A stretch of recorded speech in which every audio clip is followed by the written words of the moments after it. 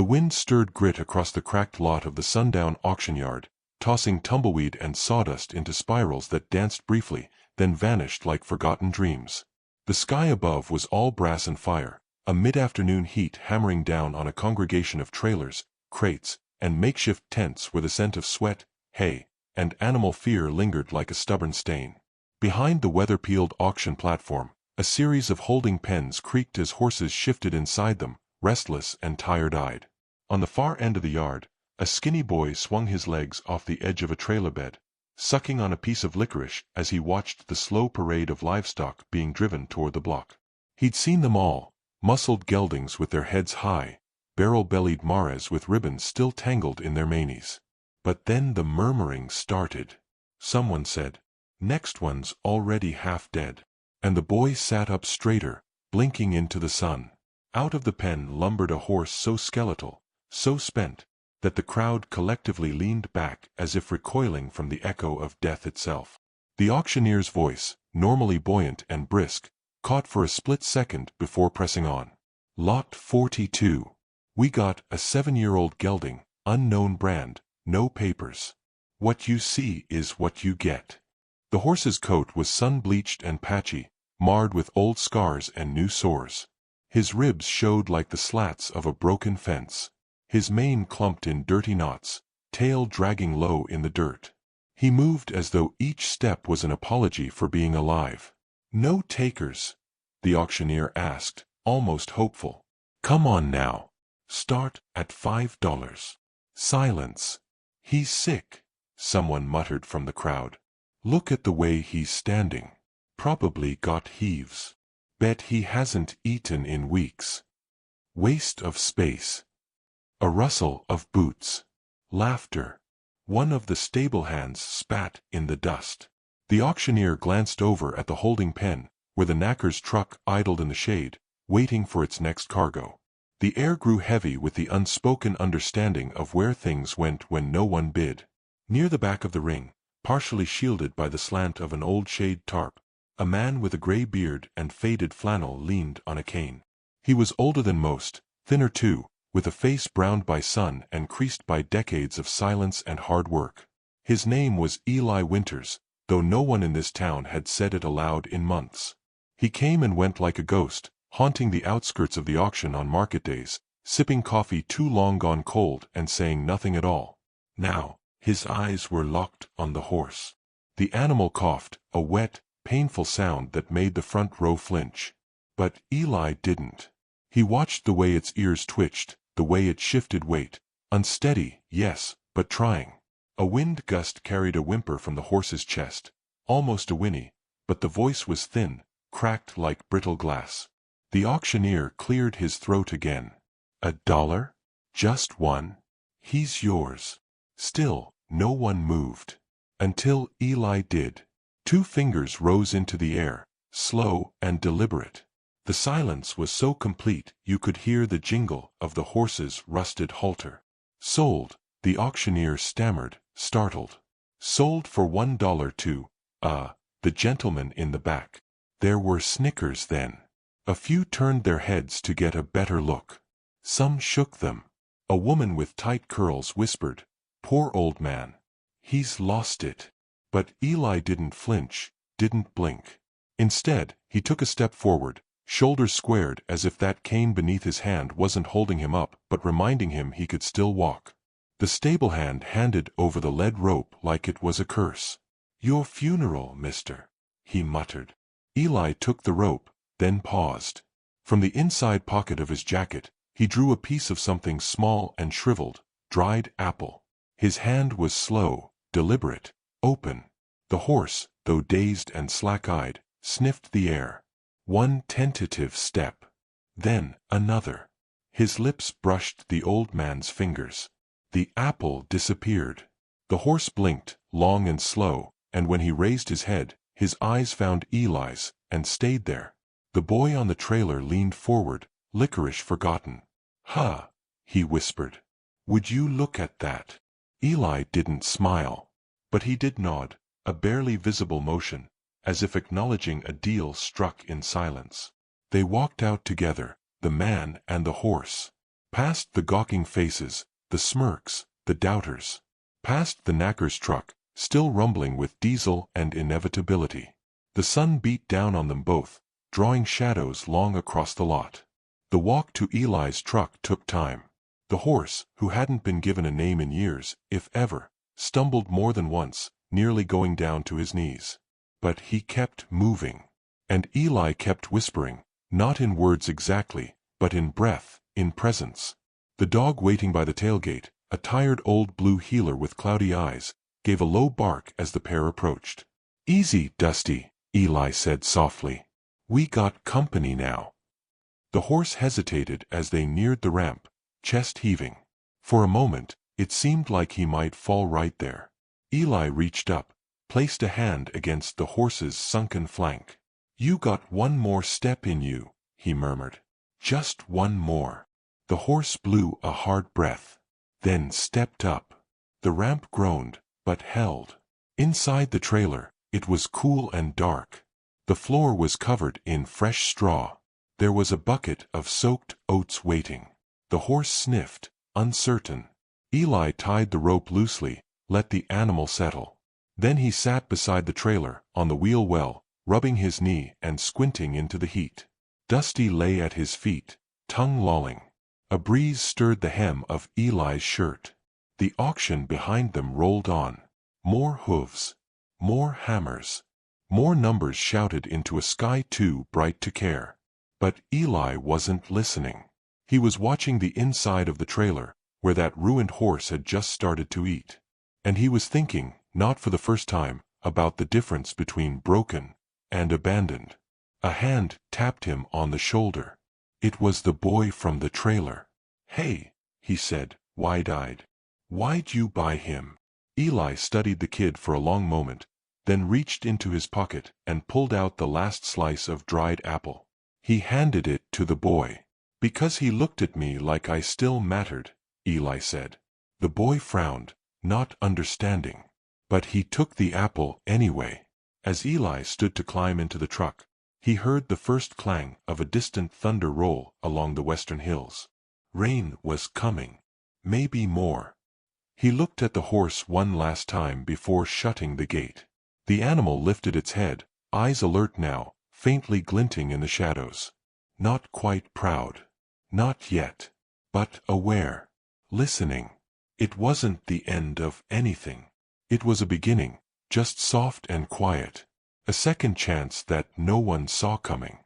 The gravel crunched beneath the tires as Eli turned off the county road onto his overgrown drive. The kind of path only remembered by boots and time. The ranch, once a proud sprawl of working land, was a weather-beaten echo of itself. A leaning windmill spun listlessly. The gate hung on one hinge, creaking like an old man's joints. Beyond it stretched a pasture of browned grass and stubborn weeds. The barn, tin-roofed and leaning, looked like it might fold in the next good storm. The trailer rattled to a stop. Dust settled in lazy swirls. Inside, the horse shifted, unsteady from the ride but silent. Eli climbed out, moving stiffly. The wind tugged at his hat. He opened the trailer door and paused. "All right," he murmured. "Home now." The horse didn't move. Not out of fear. More like confusion, maybe. As if unsure whether the open door was a trap or a trick. Eli clicked his tongue, soft and slow.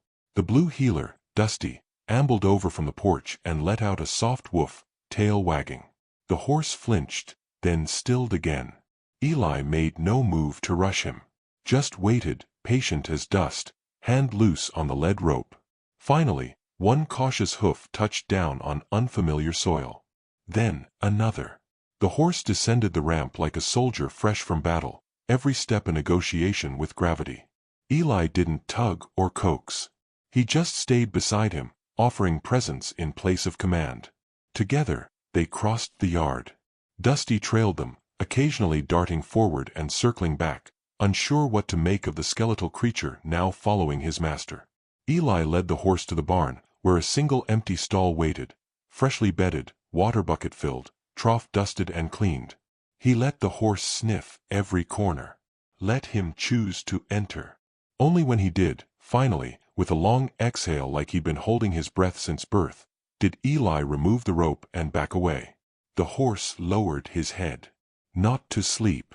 To eat. Soaked oats. A bit of sweet feed mixed in. It wasn't much. But the way he tucked in, it could have been a banquet. Eli stood at the stall door and watched. "You're no fool," he said quietly. "You know the line between kindness and pity. So let's call this something else." The horse didn't answer. But it didn't bolt, either. In the weeks that followed, their rhythm took shape. Mornings began before sunrise. Eli rose with the aches of years spent chasing fences, saddling regrets. He'd pour hot water over cracked oats, add a dash of molasses, and carry the feed out in silence. The horse, still unnamed, would be waiting, his frame filling out by inches, eyes brighter, though never bold. They didn't rush each other. Eli brushed his coat, careful around the sore spots. He never spoke in long sentences. Just a word here, a thought there. The horse seemed to prefer it that way. Some days, he would follow Eli to the pasture gate without being asked. Other days, he lingered in his stall, ears twitching at memories too loud to name. On one such morning, a train passed in the far distance. The sound, faint and echoing, sent the horse into a frozen crouch, eyes wild. Eli didn't try to calm him with touch. He stood near, but not close, humming an old tune from another life. After a while, the tension eased, and the horse began to breathe again. Neighbors noticed. Old Miss Hollis, who ran the feed store in town, asked Eli why he was wasting good oats on a dying thing. "Ain't no sense putting polish on a ghost," she said. Eli just paid and walked out without a word. Then there was Wade, who drove by one afternoon with a load of fence posts. He pulled over, stepped out, and squinted toward the barn. "That the same horse from auction?" he asked, amazed. "Looks like it might stand a chance." "Maybe," Eli said. "Well, I'll be damned. You ever think of naming him?" Eli paused, eyes on the animal in the field. The horse had lifted his head, ears forward, tail flicking flies with slow grace. "I think he'll let me know when he's ready." Wade chuckled, shook his head, and drove on. A name did come. One cool morning, under a sky the color of wet ash, Eli opened the stall to find the horse already standing at the door, waiting. Alert. Willing. When Eli whistled, the horse followed without hesitation. Dusty trotted ahead, cutting playful zigzags in the frost-bitten grass. And Eli, half joking, half aware, said aloud, "Well, I'll be damned. Maybe you really are Chance." The horse's ears flicked back. Not in irritation, but recognition. From that day on, he answered to it. Chance. A simple word. A promise buried in a name. The bond between them deepened in silence. Eli didn't train him, not formally. No bridles. No pressure. He walked the land with him, let chance choose his path. They crossed creeks, climbed hills, meandered through wind-stripped trees. Every day, the horse moved more freely, ribs fading beneath a thicker coat, eyes no longer scanning the horizon for escape. But healing wasn't linear. One afternoon, a low-flying crop duster shot overhead, roaring like a wounded god. Chance reared violently, crashing back against the fence and collapsing in the dirt, legs tangled. Eli limped to his side, pulse hammering. For a moment, he feared it was over, that everything had snapped all at once. But Chance didn't bolt. Didn't thrash. He lay still, breathing hard, watching Eli's face. Eli lowered himself slowly, wincing with each inch. He reached out, hand trembling. Chance let him touch his neck. "It's all right," Eli said. "You ain't there anymore." The wind shifted. Time held its breath. And Chance got back up. Not proud, but upright, present. That night, Eli sat on the porch with Dusty at his feet, the stars thick above. He thought of the things they didn't say to each other, of losses carried in the body, not the mouth. He hadn't always been alone. There was a picture in the hallway, half-faded, of a woman in a yellow dress holding a pie. Next to her, a young man, face fresh and laughing. And a colt, black as coal, with a white stripe on his nose. Long gone now. All of it. But here was this horse. Not quite wild, not quite tame. Carving out space inside Eli's world like a whisper that insisted on being heard. One morning, Chance followed him all the way to the north pasture, an area untouched for months, the fence half fallen. The gate creaked when opened, but the grass was greener there. Chance stepped inside and lifted his head. He trotted. Not fast. Not far. But uncoaxed. Dusty barked in celebration, spinning in place. Eli watched, something strange curling in his chest. Not pride, exactly. Something softer. "Look at you," he murmured. "Look at you go." He turned to walk back to the barn but paused. In the distance, a truck was slowing on the main road. He recognized it. Clay Harmon's rig. The rodeo boss. All teeth and money and swagger.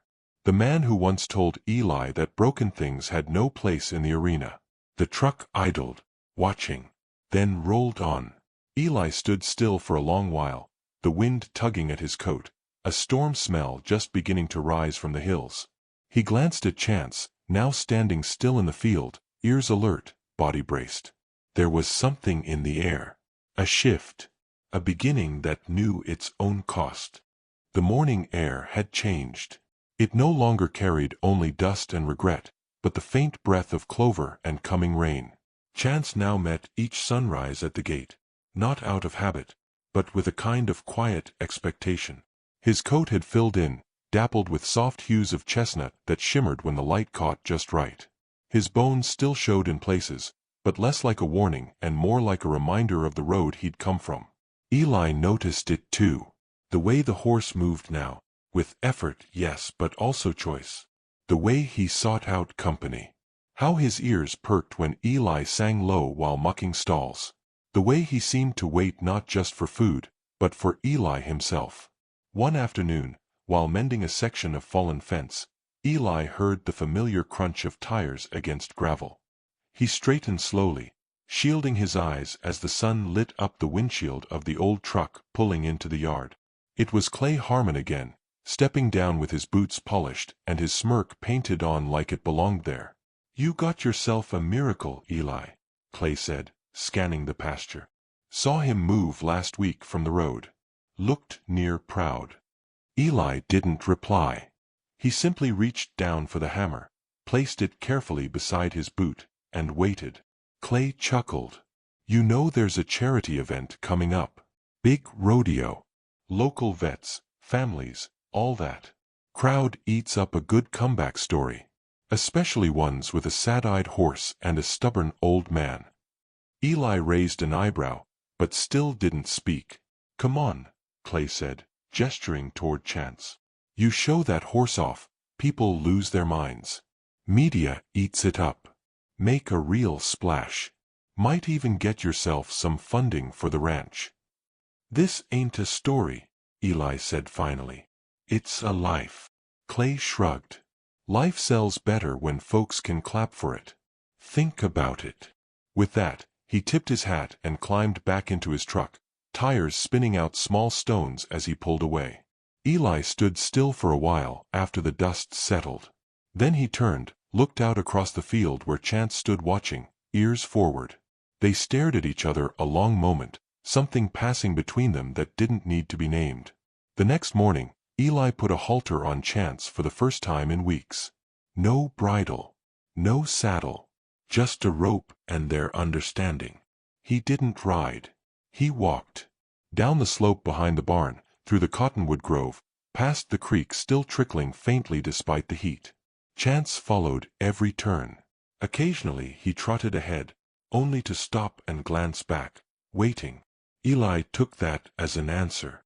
They began to train, not in any way Clay Harmon might recognize, but in the slow choreography of trust. Eli would whistle low and step to the side, and Chance would mirror. He'd tap the fence post twice, and the horse would walk a wide circle. It wasn't perfect. Wasn't clean. But it was real.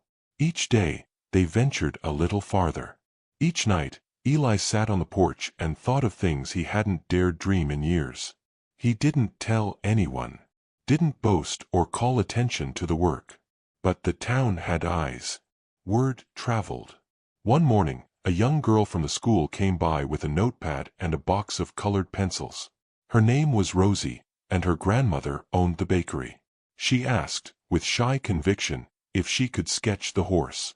"He's pretty, in a ghosty sort of way," she said. Eli nodded, then stood beside Chance as Rosie crouched by the fence and began to draw. Her little brow furrowed in concentration. Chance stood still the entire time, as if knowing this, too, was part of the journey. That evening, Eli placed Rosie's finished sketch inside an old frame and hung it on the kitchen wall. The drawing was simple, a bit uneven, but it captured something true: the bend of Chance's neck, the glimmer of his eyes. More visitors followed. A teenage boy who asked if he could help with chores. A retired vet who offered to donate feed. An older woman who left a basket of apples by the gate with a note that simply read, "For the one who didn't give up." Eli didn't turn them away. He didn't fully invite them in, either. He just kept walking the same quiet path with Chance at his side. 2 weeks before the charity rodeo, Clay returned, this time with a camera crew. "They want a segment," he said, teeth too white, voice too smooth. "Comeback of the season." Eli stood his ground in the shade of the barn. "He's not a show." "Neither are you," Clay replied. "But you're both hard to look away from." Eli watched as the cameraman stepped closer to the paddock, lens focused. Chance shifted, uneasy. "Back it up," Eli said. "You don't shove a lens in a wounded man's face and call it respect." Clay held up his hands. All right, I get it. But at least bring him to the event. You don't have to parade him. Just let folks see what he's become." Eli said nothing, just turned and walked toward the house. That night, he sat by the fireplace, turning Rosie's sketch in his hands. The house creaked around him, the old wood aching in the quiet. Outside, rain began to fall, soft, steady. Chance stood at the gate, unmoved by the water. Waiting. Eli stepped out, no coat, no words. He approached the horse and rested a hand on his neck. They stood like that, soaked and still, as the sky wept gentle applause. A decision had been made. Over the next days, Eli prepared. He brushed Chance until the tangles were gone and the shine beneath revealed itself. He reinforced the trailer, cleaned the tack he hadn't touched in years, though he didn't intend to use it. He bought new boots. Not for vanity. For standing. On the morning of the rodeo, he rose early. Packed the trailer slow and deliberate. Gave Dusty a scratch behind the ear and promised he'd be back before dark. Chance stepped into the trailer without hesitation. The road to the arena was long and winding, passing through hills gold with early wheat, telephone poles leaning like drunks after a dance.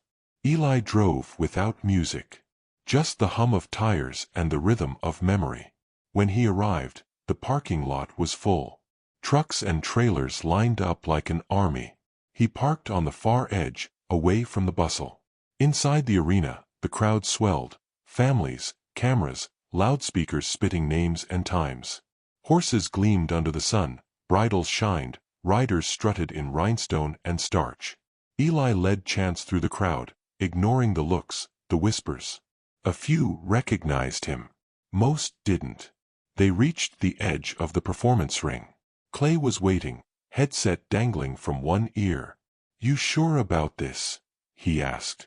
Eli nodded once. Clay gave a short signal. The announcer's voice burst from the speakers. "And now, a special moment. Some of you may have heard the story. Most of you haven't. But every once in a while, something walks out of the dust and reminds us why we still believe in second chances." The gate opened. Eli stepped forward. Chance followed. The arena, so loud just moments ago, quieted like a chapel. Children leaned forward. Old cowboys stilled their chewing. Even the horses in the pens turned to watch. Eli didn't speak, didn't wave. He simply led Chance to the center, then removed the rope. The horse stood free. For one beat. Then another. Then, without command, Chance began to move. A slow walk. A turn. A pause. Then a trot, wide and sure, circling Eli like gravity itself had shifted. There was no perfection in it. But there was grace. Determination. Every step told the truth of the journey. Eli stood at the center, hands by his side, letting the silence tell the rest. At the edge of the arena, Rosie pressed her hands to her mouth. The boy with the chores clapped once, then again. Soon the stands erupted in applause, not rowdy, not forced, but full, genuine, astonished.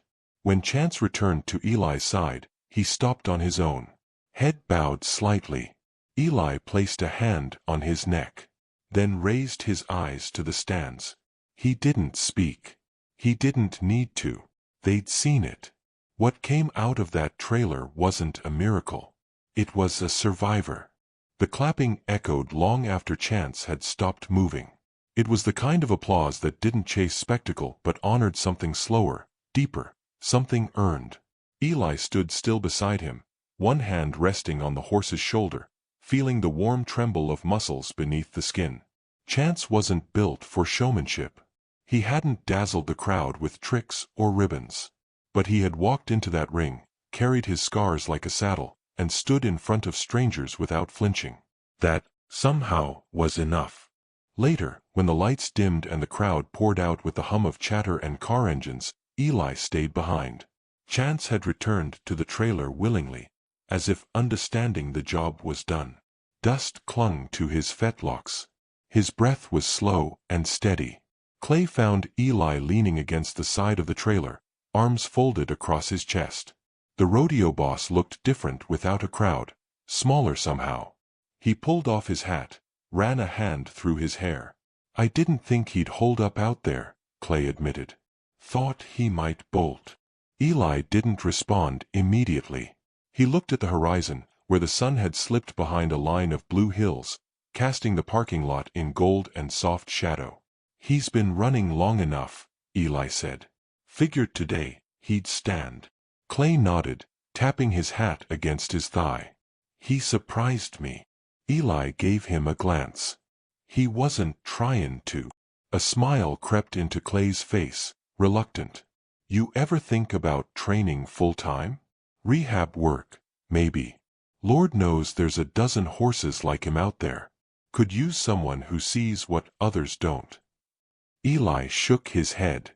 "I ain't trying to build a business out of broken things." Just gave him space to be what he already was. Clay's brow furrowed, as though trying to understand a language he didn't quite speak. Then he simply clapped Eli once on the shoulder, nodded toward the trailer, and walked off into the night. The road home was quiet. The noise of the crowd felt like a distant storm, one that had already passed. Chance didn't shuffle or stamp inside the trailer. He stood balanced, calm. When they turned up the gravel road to the ranch, the old windmill creaked overhead like a weather vane announcing peace. Eli let Chance out slow, let him feel the night air before walking him to the barn. The stars had come out in full, a soft scatter of fire across a velvet sky. Crickets sang from the weeds. A single owl hooted from the cottonwood. He opened the stall gate and let Chance inside. The horse hesitated, then turned. His muzzle bumped lightly against Eli's chest. Not out of fear. Not searching for food. Just acknowledgement. Eli blinked. The touch undid something in him that had been held tight for too many winters. His hands, so long used to holding tools and memories, lifted gently and pressed against Chance's face. "Thank you," he whispered. The barn light flickered once before settling. He stayed there for a while, long after Chance had turned to his feed bucket. The hay smell, the creak of the boards, the rhythmic munching. It was a song he didn't realize he'd been missing. Dusty padded in, lay beside Eli's boots, and sighed deeply. They were all home now. In the days that followed, the ranch grew louder. Not with noise, but with life. People showed up, kids from the town, folks Eli hadn't spoken to in years. They came not for spectacle, but something closer to reverence. They brought apples, clean blankets, tools to repair broken things. A retired carpenter offered to fix the front steps. A girl with pigtails brought a bucket of fresh carrots and asked if Chance could be her school report. Eli, who had once been content to speak only to animals and weather, found himself saying yes more often. He built benches outside the barn, kept a pot of coffee on the porch, and began to greet people by name. Chance took to it well. He was still cautious, still slow, but no longer guarded. He let children stroke his neck. Let teenagers feed him from open palms. One morning, Eli found a group of elderly visitors from the local care home lined up in lawn chairs, watching the horse graze as if it were church. The story spread. Not in headlines or viral posts, but in whispered awe and passed-down retellings. The horse who no one wanted. The man who paid $1. The silence they broke together. It wasn't long before the county fair committee reached out. They wanted to name a new award after Chance, something for resilience, for spirit. Eli hesitated, not out of pride, but protection. He's not a symbol, he said. He's just himself. But that's what people need, the woman replied. Not saints. Survivors. Eli finally agreed on one condition. There would be no trophies. Only a ribbon, handmade each year by someone who'd been through something and kept going. When the day came to present the first ribbon, Eli brought Chance to the fairground. The crowd was modest, but full of familiar faces. The ribbon, a braid of worn leather and blue thread, was given to a boy who'd lost both parents in a fire and had since started raising goats on his own. He stood tall beside Chance, hand brushing the horse's mane. Chance lowered his head, and the boy smiled for the first time in months. Later, back at the ranch, Eli stood in the barn doorway watching the sky burn down into purples and golds. The wind carried the smell of rain, though the land was dry. Dusty sat beside him, for now silvered with age. Chance stood in the pasture alone, facing the setting sun. He no longer looked like a dying thing. He looked like a promise kept. Eli thought of all the years that had passed, of the losses that had hollowed him out, the silences that once felt safer than company. He thought of how it started with a dried apple and a stubborn decision not to walk away. He stepped down from the porch and walked into the field. Chance didn't turn to greet him this time. He didn't have to. They walked together until the stars came out again, step for step. There was no music, no speeches, no crowd, just a man, a dog, and a horse. Three souls who, in their own broken way, had found each other in a world that had almost forgotten how to care. Eli looked toward the horizon and whispered words not meant for ears but for wind. You didn't just survive. You reminded us how. The breeze stirred the grass. Chance lifted his head, ears twitching. Then he turned toward Eli, not with wonder, but with certainty. And in that moment, it was clear. What the world had called a miracle was never about the odds he defied or the spectacle he created. It was the quiet, steady way he lived, the choice he made every day to keep walking, and how, against every expectation, he had taken one man's hand and led them both home.